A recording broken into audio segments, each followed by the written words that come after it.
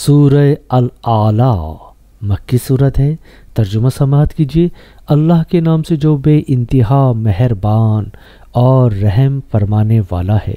اے نبی صلی اللہ علیہ وآلہ وسلم، اپنے رب برتر کے نام کی تسبیح کرو، جس نے پیدا کیا اور تناسب قائم کیا، جس نے تقدیر بنائی پھر راہ دکھائی، جس نے نباتات اگائے پھر ان کو سیاہ کوڑا کرکٹ بنا دیا۔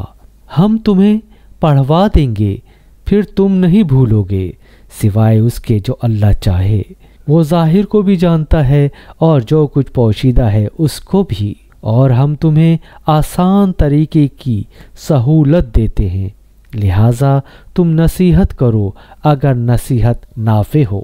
جو شخص ڈرتا ہے وہ نصیحت قبول کر لے گا، اور جو اس سے گریز کرے گا وہ انتہائی بدبخت جو بڑی آگ میں جائے گا، پھر نہ اس میں مرے گا نہ جیے گا۔ فلاح پا گیا وہ جس نے پاکیزگی اختیار کی اور اپنے رب کا نام یاد کیا پھر نماز پڑھی، مگر تم لوگ دنیا کی زندگی کو ترجیح دیتے ہو، حالانکہ آخرت بہتر ہے اور باقی رہنے والی ہے۔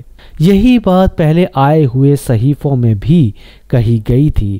ابراہیم علیہ السلام اور موسیٰ علیہ السلام کے صحیفوں میں